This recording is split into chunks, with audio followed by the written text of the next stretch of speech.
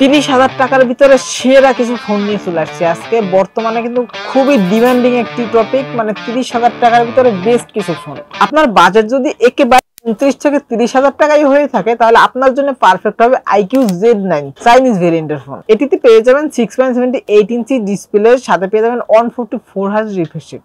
এবং ভাই এই ডিসপ্লেটি কিন্তু 1.5K রেজুলেশনের একটি ডিসপ্লে, এবং পিক ব্রাইটনেস হিসেবেও পেয়ে যাবেন 4000 নিটস পিক ব্রাইটনেস। সো ইনডোরে ভালো ব্রাইটনেস পাবেনই, আউটডোরে ডিরেক্ট সানলাইটেও ব্রাইটনেসের কোনো ঘাটতি মিলবে না।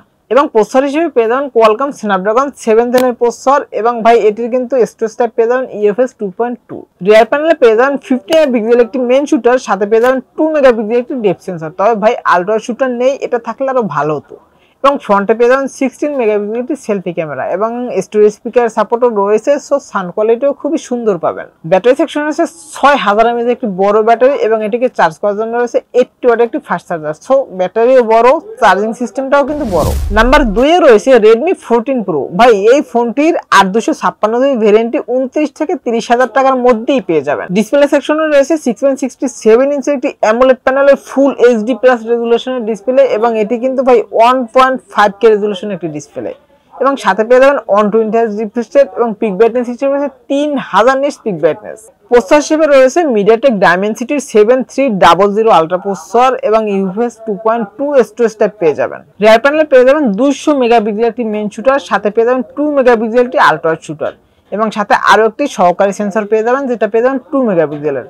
তবে ভাই এই সেটআপটিতে কিন্তু আলট্রা শুটার পাচ্ছেন, এটা কিন্তু দুর্দান্ত একটি বিষয়। এবং ফ্রন্টে রয়েছে 20 মেগাপিক্সেল একটি সেলফি ক্যামেরা। ব্যাটারি সেকশন রয়েছে 5110 mAh একটি ব্যাটারি। সো ভাই ক্যামেরা কিন্তু আগেরটা থেকে এটা এগিয়ে আছে, এবং ব্যাটারি কিন্তু একটু পিছিয়ে আছে, এবং চার্জারও পিছিয়ে আছে। চার্জার হিসেবে পেয়ে যাবেন 45 ওয়াটের একটি ফাস্ট চার্জিং সাপোর্ট, এবং ভাই এটিতে ডুয়েল স্টিরিও স্পিকার সাপোর্ট রয়েছে। সো সাউন্ড কোয়ালিটি খুব সুন্দরই পাবেন। ভাই আপনি যদি এমন একটি ডিভাইস চান যেটা দেখতে খুবই সুন্দর হতে হবে, এবং ওয়্যারলেস চার্জিং সাপোর্ট থাকতে হবে, এবং হাতে ধরলে প্রিমিয়াম একটি ভাইব দিবে, সেক্ষেত্রে আপনি মটোরোলার মোটো S50 Neo এই ডিভাইসটি দেখতে পারেন।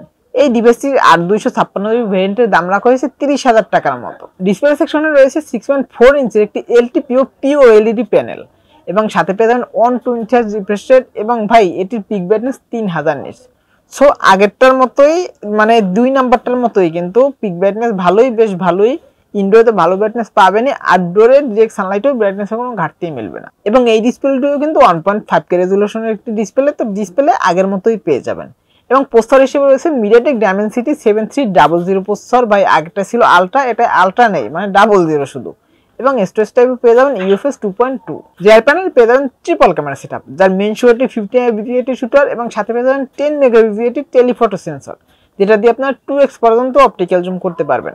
এবং সর্বশেষ পেয়ে যাবেন 13 মেগাপিক্সেল আলট্রা ওয়াইড শুটার, এবং ফ্রন্টে রয়েছে 32 মেগাপিক্সেল সেলফি ক্যামেরা। এবং ভিডিও নিয়ে কথা বলতে গেলে ভাই ফ্রন্ট এবং ব্যাক মানে উভয় পাশ দিয়ে আপনারা 4K 30 fps ভিডিও শুট করতে পারবেন। তবে ভাই ব্যাটারি সেকশনটা কিন্তু একটু দুর্বল, মানে ব্যাটারি হিসেবে রয়েছে কিন্তু 4310 mAh একটি ব্যাটারি, এবং এটিকে চার্জ করার জন্য রয়েছে ভাই 48 ওয়াটের একটি ফাস্ট চার্জিং সাপোর্ট, এবং সাথে কিন্তু 15 ওয়াটের ওয়্যারলেস চার্জিং সাপোর্টও পেয়ে যাবেন। বাজেট যদি আরেকটু বাড়ানো যায়, মানে 31 থেকে 32,000 করা যায়, তাহলে আপনারা দুটি ডিভাইস চয়েস করতে পারেন। একটি হলো Redmi Turbo 3, এবং আরেকটি হলো Realme 13 Pro। প্রথমে যদি Realme 13 Pro কে নিয়ে কথা বলি, তাহলে ভাই ডিসপ্লে সেকশনে অ্যামোলেড প্যানেল দিচ্ছে, 120 হার্জ রিফ্রেশ রেট দিচ্ছে, এবং প্রসেসর হিসেবে ভাই কোয়ালকম স্ন্যাপড্রাগন 7 Gen 2 এর প্রসেসর দিচ্ছে, 50 মেগাপিক্সেলের মেইন শুটার দিচ্ছে, 8 মেগাপিক্সেলের আলট্রা শুটার দিচ্ছে, এবং ব্যাটারি সেকশনেও কিন্তু 5000 mAh একটি ব্যাটারি দিচ্ছে, এবং চার্জিং সিস্টেমও 90 ওয়াটের চার্জিং সিস্টেম সাপোর্ট দিচ্ছে। সো চার্জও দ্রুতই করতে পারবেন। এবং ভাই Redmi Turbo 3 কে নিয়ে কথা বলতে গেলে, এটাও ডিসপ্লে সেকশনে অ্যামোলেড প্যানেল দিচ্ছে, 120 হার্জ রিফ্রেশ রেট দিচ্ছে, এবং 2400 নিটস ব্রাইটনেস দিচ্ছে। প্রসেসর হিসেবে দিচ্ছে Snapdragon 8 Gen 3 এর প্রসেসর, এবং স্টোরেজ টাইপ হিসেবে দিচ্ছে ভাই UFS 4.0। ভাই প্রসেসরে কিন্তু অনেকটাই এগিয়ে আছে, এবং স্টোরেজ টাইপেও অনেকটা এগিয়ে আছে, এবং পিক ব্রাইটনেস একটু পিছিয়ে আছে, তাও কিন্তু খুবই ব্রাইট পাবেন, মানে ব্রাইটনেসের কোনো ঘাটতি মিলবে না। ক্যামেরা সেকশনে Realme 13 Pro এর মতোই পেয়ে যাচ্ছেন, মানে 50 মেগাপিক্সেল মেইন শুটার, সাথে 8 মেগাপিক্সেল একটি আলট্রা ওয়াইড শুটার, এবং ফ্রন্টে 32 মেগাপিক্সেল সেলফি ক্যামেরা, এবং 5000 mAh এর বড় ব্যাটারি, এবং 90 ওয়াটের ফাস্ট চার্জার। ভাই অনেকেই বলতে পারেন যে স্যামসাং এর কোনো ফোন নাই কেন? ভাই স্যামসাং এর ফোন একটি আছে, তাও অনেক কষ্ট করে আনা হয়েছে, মানে সচরাচর এই দামে মোটামুটি ভালো কাতারে ফালানোর মতো ফোন পাচ্ছিলাম না, তাও এটাকে স্যামসাং লাভারদের জন্য আনা হয়েছে, Samsung Galaxy A35।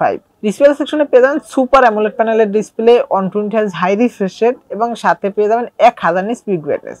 1000 nits peak brightness শুনতে একটু কম মনে হলেও খুবই কম না, মোটামুটি ঠিকঠাকই আছে, মানে ইনডোরে ভালোই ব্রাইটনেস পাবেন, আউটডোরে মোটামুটি ভালো ব্রাইটনেসই পাবেন, মানে চালিয়ে নেওয়ার মতো। প্রসেসর হিসেবে রয়েছে Exynos 1380 প্রসেসর। ভাই প্রসেসরের পজিশন নিয়ে কথা বলতে গেলে মানে এর আগে যে কয়টা ফোন নিয়ে কথা বলছি সব থেকে নিচের পজিশনে আছে আর কি। বাট ক্যামেরাতে একটু উন্নতি দেখতে পাচ্ছি, মানে 50 মেগাপিক্সেলের মেইন শুটার, 8 মেগাপিক্সেলের আলট্রা শুটার, 2 মেগাপিক্সেলের ম্যাক্রো এবং ফ্রন্টে 13 মেগাপিক্সেলের একটি সেলফি শুটার এবং ব্যাটারি সেকশনে বরাবরই আছে, বাট চার্জিং সিস্টেমে একটু নিচে নেমে গেছে, মানে ব্যাটারি 5000 mAh রয়েছে, বাট চার্জিং সিস্টেম কিন্তু 25 ওয়াটের ফাস্ট চার্জিং সাপোর্ট করবে।